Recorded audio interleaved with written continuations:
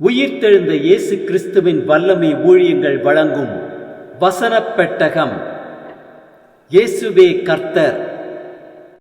இயேசுவையே தேவன் ஆண்டவரும் கிறிஸ்துவுமாக்கினார். இயேசுவே ராஜாதி ராஜா, கர்த்தாதி கர்த்தா. கிறிஸ்துவே மரித்தோர் மேலும் ஜீவனுள்ளோர் மேலும் ஆண்டவர். கிறிஸ்துவே போதகரும் ஆண்டவருமாயிருக்கிறார். வசனப் பெட்டகத்தின் இன்றைய தின கருப்பொருள்: சோர்ந்து போனாயோ? சோர்ந்து போனீர்களோ? தள்ளப்பட்ட நிலைமையோ, சுமை தாங்கக்கூடாத நிலைமையோ, தனிமையை உணர்கிறீர்களோ? சில காலங்களில் வாழ்க்கை சவால் நிறைந்ததாக காணப்படலாம். அது எப்படியாக இருந்தாலும் தேவன் நம்மோடு இருப்பதை உறுதியாக அறிந்து கொள்வோம். நம் வழியை அவர் அறிவார். நம் மேல் அக்கறை உள்ளவர். நாம் தனிமையாகவே இல்லை. வேத வசனங்களை கேளுங்கள், பலப்படுவீர்கள். சோர்ந்து போகிறவனுக்கு அவர் பலன் கொடுத்து சத்துவம் இல்லாதவனுக்கு சத்துவத்தை பெருக பண்ணுகிறார். சோர்ந்து போனவர்களை தேற்றும் தேவ வசனங்களை பார்க்கலாம். யாத்திரையாகமம் 33:14 வாசிக்கிறோம். அதற்கு அவர், என் சமூகம் உனக்கு முன்பாக செல்லும், நான் உனக்கு இளைப்பாறுதல் தருவேன் என்றார். 2 நாளாகமம் 16:9 வாசிக்கிறோம். தம்மை பற்றி உத்தம இருதயத்தோடு இருக்கிறவர்களுக்கு தம்முடைய வல்லமையை விளங்க பண்ணும்படி கர்த்தருடைய கண்கள் பூமி எங்கும் உலாவிக் கொண்டிருக்கிறது. சங்கீதம் 55:22 வாசிக்கிறோம். கர்த்தர் மேல் உன் பாரத்தை வைத்துவிடு, அவர் உன்னை ஆதரிப்பார். நீதிமானை ஒருபோதும் தள்ளாட ஒட்டார். சங்கீதம் 121:1-2-3 வாசிக்கிறோம். எனக்கு ஒத்தாசை வரும் பர்வதங்களுக்கு நேராக என் கண்களை ஏறெடுக்கிறேன். வானத்தையும் பூமியும் உண்டாக்கின கர்த்தரிடத்திலிருந்து எனக்கு ஒத்தாசை வரும். உன் காலை தள்ளாட ஒட்டார், உன்னை காக்கிறவர் உறங்கார். சங்கீதம் 105:4 வாசிக்கிறோம். கர்த்தரையும் அவர் வல்லமையையும் நாடுங்கள், அவர் சமூகத்தை நித்தமும் தேடுங்கள். சங்கீதம் 18:3 வாசிக்கிறோம். துதிக்கு பாத்திரராகிய கர்த்தரை நோக்கி கூப்பிடுவேன், அதனால் என் சத்துருக்களுக்கு நீங்களாகி ரட்சிக்கப்படுவேன். சங்கீதம் 138:3 வாசிக்கிறோம். நான் கூப்பிட்ட நாளிலே எனக்கு மறு உத்தரவு அருளினீர், என் ஆத்துமாவிலே பலன் தந்து என்னை தைரியப்படுத்தினீர்.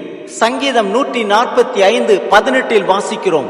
தம்மை நோக்கி கூப்பிடுகிற யாவருக்கும், உண்மையாய் தம்மை நோக்கி கூப்பிடுகிற யாவருக்கும் கர்த்தர் சமீபமாயிருக்கிறார். சங்கீதம் 46:1 வாசிக்கிறோம். தேவன் நமக்கு அடைக்கலமும் பலனும் ஆபத்து காலத்தில் அனுகூலமான துணையுமானவர். சங்கீதம் 73:26 வாசிக்கிறோம். என் மாம்சமும் என் இருதயமும் மாண்டு போகிறது, தேவன் என்றென்றைக்கும் என் இருதயத்தின் கண்மலையும் என் பங்குமாயிருக்கிறார். சங்கீதம் 127:3 வாசிக்கிறோம். அவரே தமக்கு பிரியமானவனுக்கு நித்திரை அளிக்கிறார். நீதிமொழிகள் 3:5-6 வாசிக்கிறோம். உன் சுய புத்தியின் மேல் சாயாமல் உன் முழு இருதயத்தோடும் கர்த்தரில் நம்பிக்கையாயிருந்து உன் வழிகளில் எல்லாம் அவரை நினைத்துக்கொள், அப்பொழுது அவர் உன் பாதைகளை செவ்வைப்படுத்துவார். நீதிமொழிகள் 11:25 வாசிக்கிறோம். உதார குணமுள்ள ஆத்துமா செழிக்கும், எவன் தண்ணீர் பாய்ச்சுகிறானோ அவனுக்கு தண்ணீர் பாய்ச்சப்படும். ஏசாயா 41:10 வாசிக்கிறோம். நீ பயப்படாதே, நான் உன்னுடனே இருக்கிறேன். திகையாதே, நான் உன் தேவன். நான் உன்னை பலப்படுத்தி உனக்கு சகாயம் பண்ணுவேன். என் நீதியின் வலது கரத்தினால் உன்னை தாங்குவேன். ஏசாயா 40:31 வாசிக்கிறோம். கர்த்தருக்கு காத்திருக்கிறவர்களோ புதுபலன் அடைந்து கழுகுகளைப் போல செட்டைகளை அடித்து எழும்புவார்கள். அவர்கள் ஓடினாலும் இளைப்படையார்கள், நடந்தாலும் சோர்ந்து போகார்கள். ஏசாயா 40:28-29 வாசிக்கிறோம். பூமியின் கடையாந்தரங்களை சிருஷ்டித்த கர்த்தராய அநாதி தேவன் சோர்ந்து போவதுமில்லை, இளைப்படைவதுமில்லை. இதை நீ அறியாயோ? இதை நீ கேட்டதில்லையோ? அவருடைய புத்தி ஆராய்ந்து முடியாதது.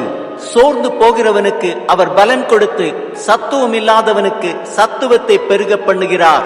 ஆம், கர்த்தர் மேல் நம் பாரத்தை வைத்து விடுவோம், அவர் நம்மை ஆதரிப்பார். நீதிமானை ஒருபோதும் தள்ளாட விட்டார். நம் வழிகளில் எல்லாம் அவரை நினைத்துக் கொள்வோம், அப்பொழுது அவர் நம் பாதைகளை செவ்வைப்படுத்துவார். சோர்ந்து போகாதே, கர்த்தரையும் அவர் வல்லமையையும் நாடுங்கள், அவர் சமூகத்தை நித்தமும் தேடுங்கள். அப்பொழுது அவர் உன்னை பலப்படுத்தி உனக்கு சகாயம் பண்ணுவார். அவர் நீதியின் வலது கரத்தினால் உன்னை தாங்குவார்.